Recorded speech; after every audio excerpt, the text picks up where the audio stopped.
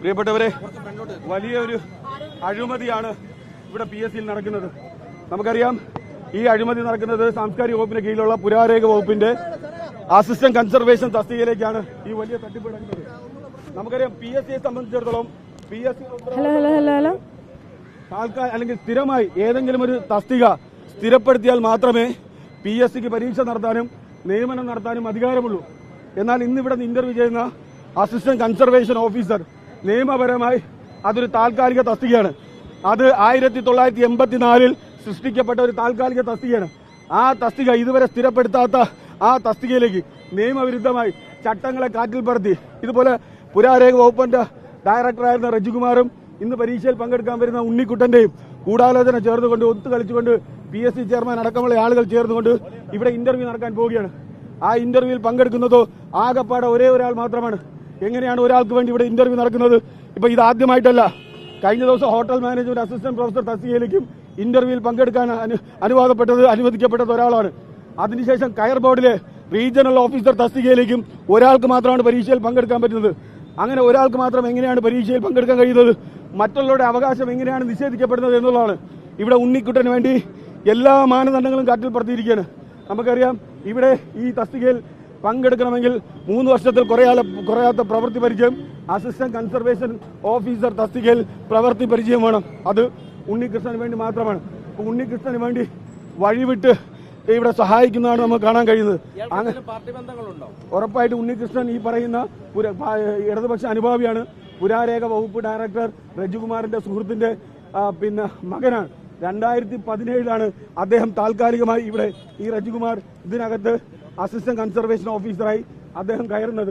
അദ്ദേഹത്തിന്റെ പ്രൊഫൈലിനകത്ത് അദ്ദേഹത്തിന്റെ പദവി രേഖപ്പെടുത്തിയിട്ടുണ്ട്. 2017 പോലും അത് സ്ഥിരപ്പെടുത്താത്ത താൽക്കാലിക തസ്തികയാണ്. എങ്ങനെയാണ് പെട്ടെന്ന് അത് സ്ഥിരപ്പെടുത്തത് എന്നുള്ളതാണ്. അങ്ങനെ സംശയം തോന്നി വിവരാവകാശ രേഖ പ്രകാരം നമ്മൾ വിവരാവകാശ നിയമപ്രകാരം ഈ തസ്തികയുമായി ബന്ധപ്പെട്ട കാര്യങ്ങൾ അന്വേഷിച്ചു.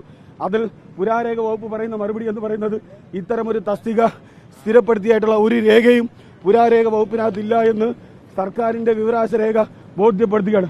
ഈ രേഖയുടെ അടിസ്ഥാനത്തിൽ ഇവിടെ നടക്കുന്ന പരീക്ഷ ഇന്റർവ്യൂ അത് നിയമവിരുദ്ധമാണ് എന്നുള്ളതിൽ ഒരു തർക്കവുമില്ല. ഇപ്പോൾ പുരാരേഖ വകുപ്പിനെ സംബന്ധിച്ചിടത്തോളം സർക്കാരിന്റെ മുഴുവൻ ഉത്തരവുകളും സർക്കാരിന്റെ സകല രേഖകളും കേടുകൂടാതെ കൃത്രിമം കാട്ടാതെ സൂക്ഷിക്കാൻ ഉത്തരവാദിത്തപ്പെട്ട വകുപ്പ് പുരാരേഖ വകുപ്പാണ്. ഇത് പുരാരേഖ വകുപ്പിനകത്തുള്ള ഒരു തസ്തികയാണ് അസിസ്റ്റന്റ് കമ്മീഷണർ ഓഫീസർ തസ്തിക. ആ തസ്തികയുടെ നിയമനവുമായി ബന്ധപ്പെട്ട ഉത്തരവ് എവിടെയെന്ന് പുരാരേഖ വകുപ്പിനോട് ചോദിച്ചപ്പോൾ അവർ കൈമലർത്തുകയും അങ്ങനെ ഒരു രേഖയില്ല എന്ന് പറയുകയും ചെയ്യുന്ന അടിസ്ഥാനത്തിൽ ഇതിനകത്ത് അഴിമതി നടന്നിട്ടുണ്ട് എന്നുള്ളതിന്റെ ഏറ്റവും വലിയ തെളിവായി ഈ വിവരാവകാശ രേഖ മാറുകയാണ്.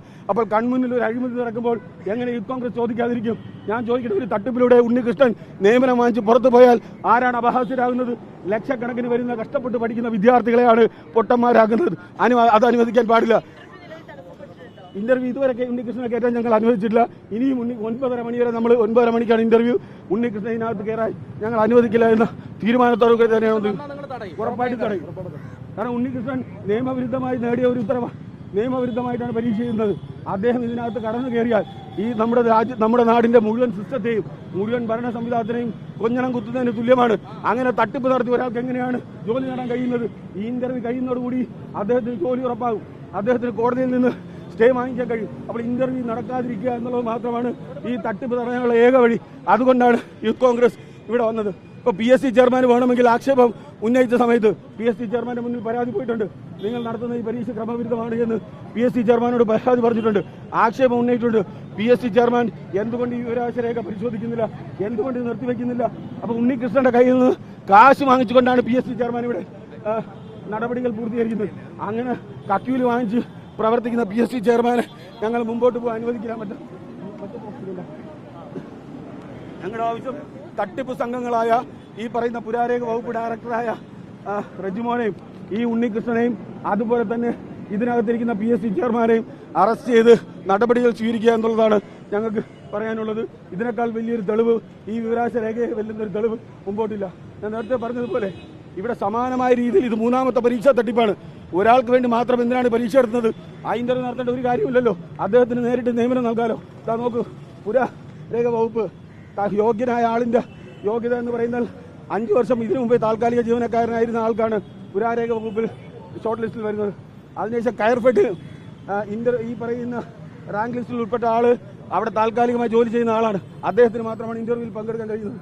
അതുപോലെ ഹോട്ടൽ മാനേജ്മെന്റ് അസിസ്റ്റന്റ് പ്രൊഫസർ തസ്തികയിലേക്ക് ഒരാൾക്ക് മാത്രമാണ് ഷോർട്ട് ലിസ്റ്റിൽ കടക്കാൻ കഴിഞ്ഞത്.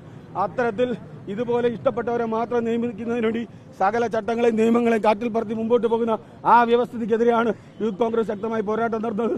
അത് ഇന്ന് തുടങ്ങിയതല്ല, കഴിഞ്ഞ എത്രയോ നാളുകളായി PSCക്കകത്തുള്ള തട്ടിപ്പിനായി ശക്തമായ പോരാട്ടം നടത്തുകയാണ്. ആ പോരാട്ടം തുടരുക തന്നെ ചെയ്യും.